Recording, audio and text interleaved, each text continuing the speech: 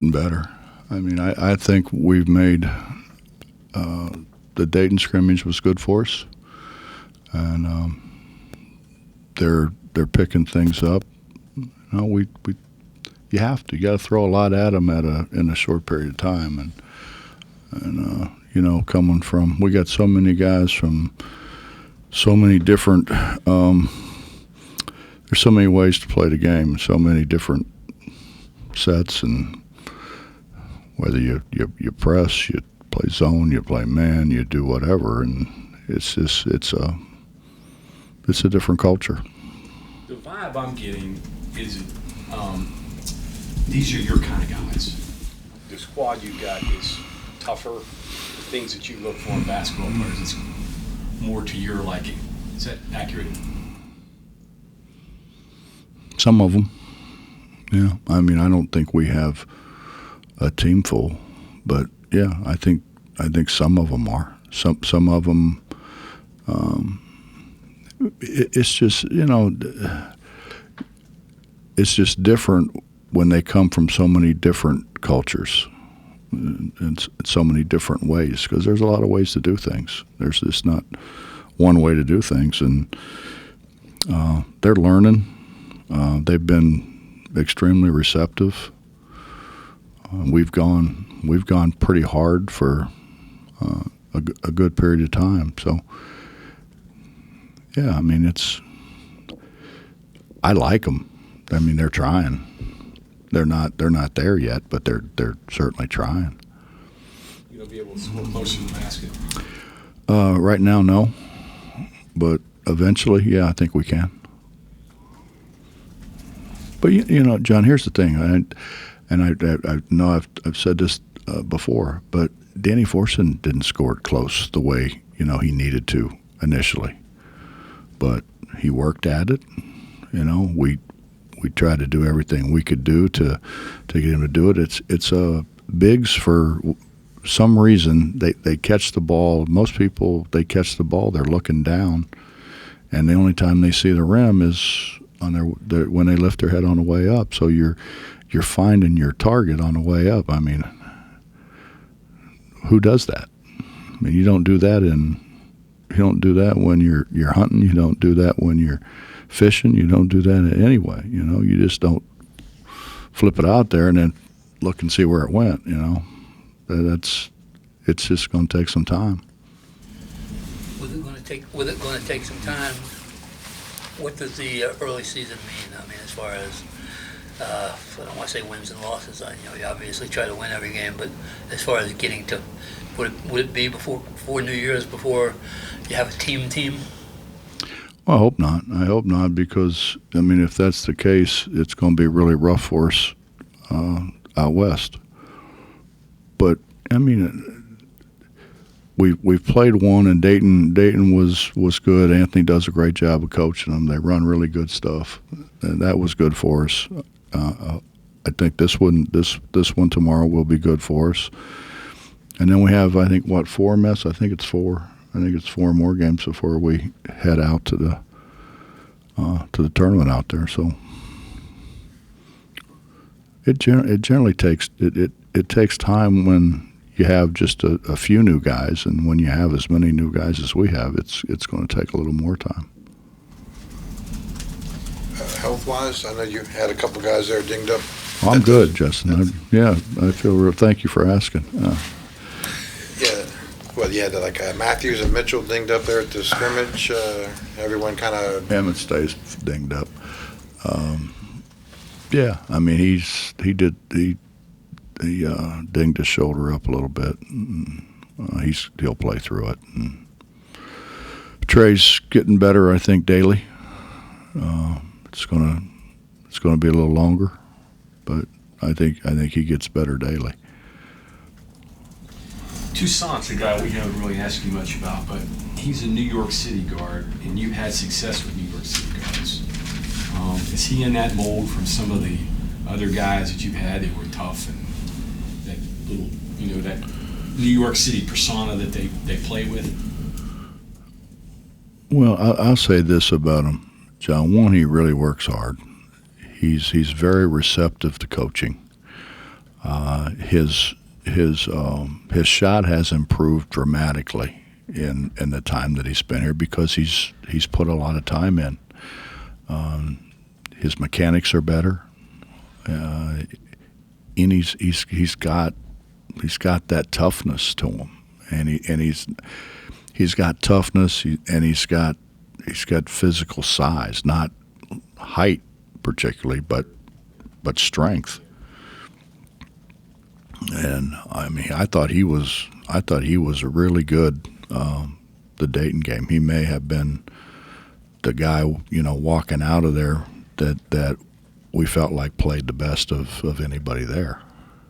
So, yeah, I mean, I think I don't know if it's New York City. I mean, most of the people I know from Iowa, leaving New York and going to Iowa had to be a cultural experience for him. So it's different. He's good. He's good. He's getting better. He's getting better, and when you play against Keedy every day, you have to get better. Keedy's the best on-the-ball defender we've had here in a while, and I think Joe is getting right there with him. How are you handling straight line drives? Better than what we did a year ago.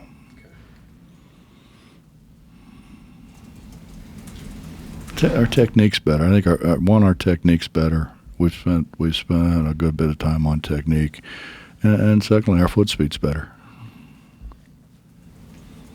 At the Gold Blue, you were kind of talking about how you might be able to mix and match defensively, kind of tinker some different things, pressing 1-3-1, obviously man to man. Are you feeling comfortable with any of that, all of that?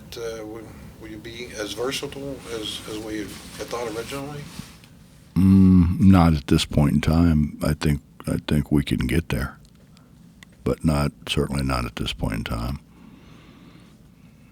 Style-wise tomorrow, what are you going to see from Bowling Green? What are they going to give you? They try to run up and down. Matheny's terrific with the ball, and he really pushes the ball. He's got really good floor vision, and he's a good shot maker. So he gets the ball up and down for him, and they've got a lot of other guys who can make shots. I think their strength is how well they shoot the ball. So transition defense will be something you look at tomorrow? Transition defense will be really that'll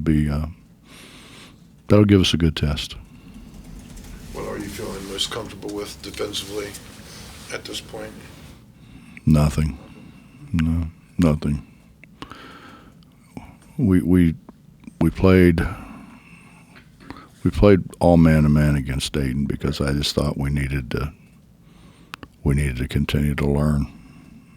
But I mean, we can play some zone, but we kind of, it was kind of that whole thing. We threw the hole out there at them and confused them pretty good, and then started to break it down into parts. We're not back to the hole again. Do these guys have the wherewithal to be able to do some of the more unusual things that you like to throw at teams down the road? Point drop and the hockey defense and some of the other things that you like to throw in there. These guys capable of doing some of that? We exposed them to it. I mean, we haven't worked on it, but we did expose them to it.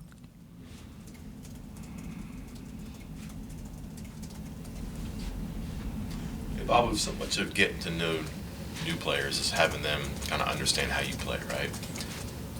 When you have guys who come from backgrounds who have played a lot of college ball, can you pluck things that they did well at other places and, I'm not saying build around that, but kind of facilitate their transition, their success? Like Joe played on a really good offensive team.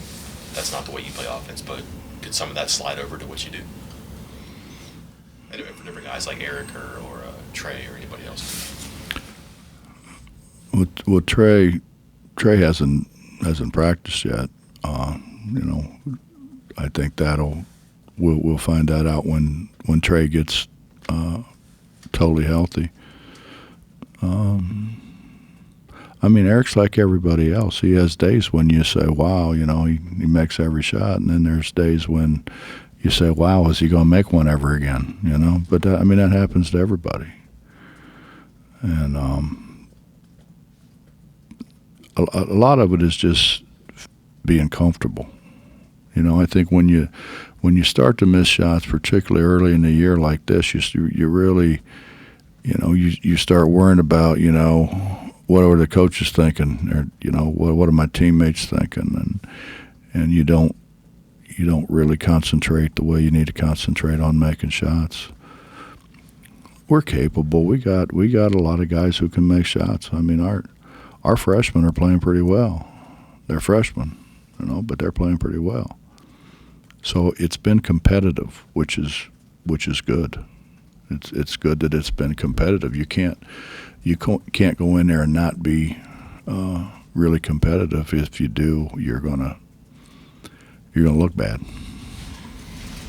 Bob, last year you spoke highly, especially of his rebounding of Okonkwo. Haven't heard his name virtually at all, in this so far this preseason. Where does he stand? Anyway, it's good days and bad days.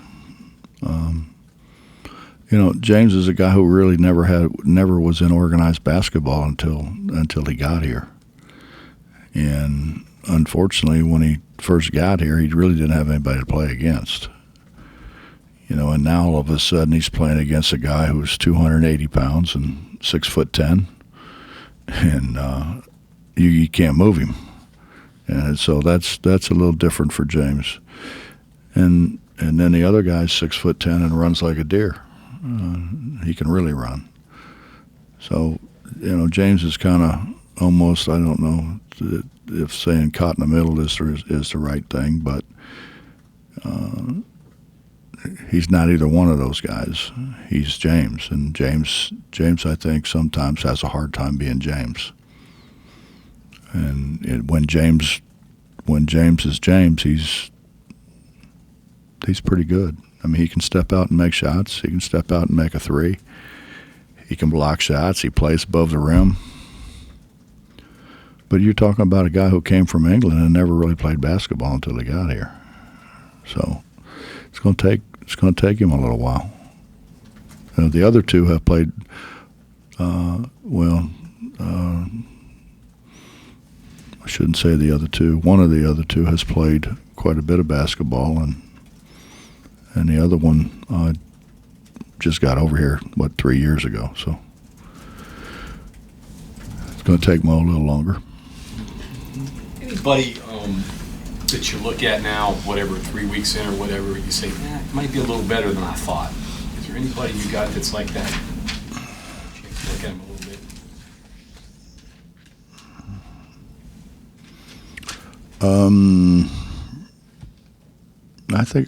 I think our freshman Seth has played, and it's a shame because Seth just hurt his wrist, and I'm not sure how long it's going to be for him to get totally back to the way he was. But Seth has played much better than he played a year ago. Kobe is a guy that can do a lot of things. I mean, we played him a little bit of backup point guard a year ago. I think he could do that. He could play the 2 spot. He could play the 3. Kobe's our most versatile guy. But that's different because that's a guy who grew up in Canton, Ohio, and played for Canton McKinley. He's been around basketball. His dad was a basketball guy. And there's a lot to be said for growing up in a house where basketball is important, and going to a school like Canton McKinley where basketball is extremely important. You had a chance to check out the new club area coming in? I was just down there. I was just down there with Steve Urias. Seal of approval on that, or? It's nice. Yeah. It's really nice. I was pleased that you're going to be able to see out of there. Right. You're not going to be able to see the corners on that end of the court, but you're going to be able to be in there, sit in there, have something to eat. In your case, drink a Pepsi, and Mountain Dew, right? Something in that Pepsi, right? and You like the picture? still be able to watch the game. They put a good picture of you in there? No, No? it's like sticker stuff. Oh. It's 35 with a stool. I What's mean, going on, Match? Huh? What the heck? About to put it all out of it. Joe and Keedy together, does that give you another dynamic, at least defensively, even though you're maybe a little undersized? Are you comfortable pairing them together at the same time? I have no problem with their size. I have a problem with one of them getting in foul trouble and really not having a sub to put in. So playing them together, I think we can do for a short period of time. I would rather have both of them at the end of the game because they both have really good ball security. They both can make free throws, and they're both strong with the ball. Kind of thought a few weeks ago you kind of hinted that this could be a pretty deep team. Are you still under that impression that 10, 11, whatever it takes, I guess? Yeah, but you know what, Justin? It's different, man. You go to Kansas and they got 18,000 people. It's different, You can't hear. It's a different atmosphere. From what I understand, TCU's probably, with the way their football team's going, and Jamie's really high on his team, and that's a small place. Right. That place is going to get awfully loud.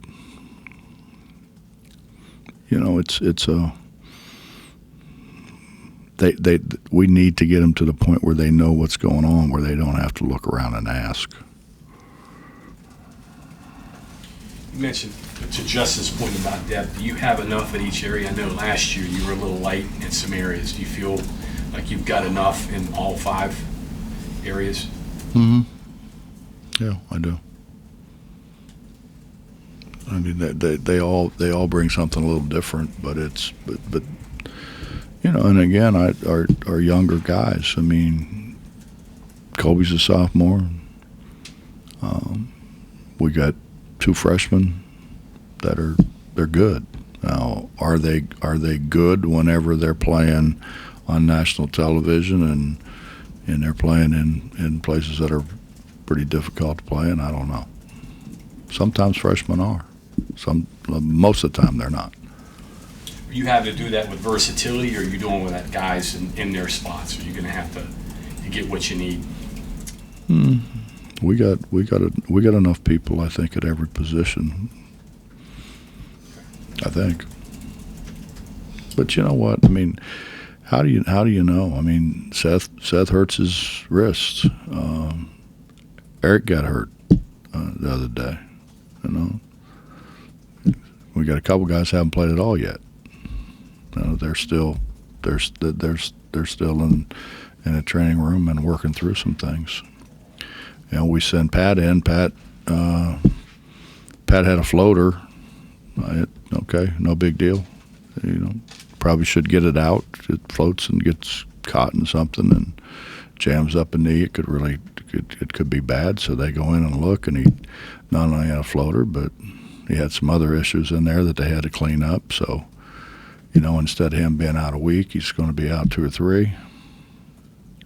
There's things that happen that you can't control, that you don't, you feel pretty good about, and then,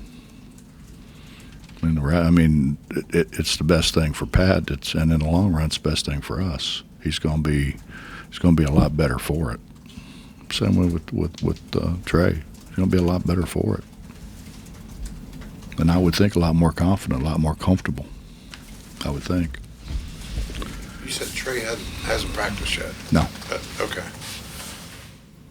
Bob, you were talking about having a lot of cultures merging together here. Are you talking about playing basketball styles or culture, locker room culture, or coaching culture, goal culture. I mean, and how do you put it all together? I think it's all of that. When you coach speak is talking about culture, what the culture that they want to create, and I don't, I guess we have a culture. I've never really thought about it, in the way other people kind of think about it. I just like, you better play harder, you're not going to get in, Yeah, I kind of have to do it. I am a little different that way. I kind of like to watch guys play hard, but they've been good. I mean, they've really been good. That's all I can tell you. I think they've, if I guess coach speak is they bought in. I don't know what that means, but I mean they're trying to do what they're asked to do. Do they do it all the time? No, but they're trying. They're trying to do what I ask them to do, and if they kind of find out if it's culture, if you want to call it culture, they find out very quickly if they don't do what they're asked to do. The results are not good in their favor. So tomorrow night, then, what are your hopes? I mean, what do you things do you look? I mean, just see improvement, effort, or do you want to see some serious steps taken here tomorrow night? Or Well, if I'm looking to see effort, then we're not where I think we are. Right. Our effort should be, and I would think will be, very good. It's different than what we just experienced with Dayton. Dayton runs a lot of different things. They rely a lot on perimeter shooting, as does Bowling Green. But Bowling Green more penetrate the pitch than, flare screens and those kind of things.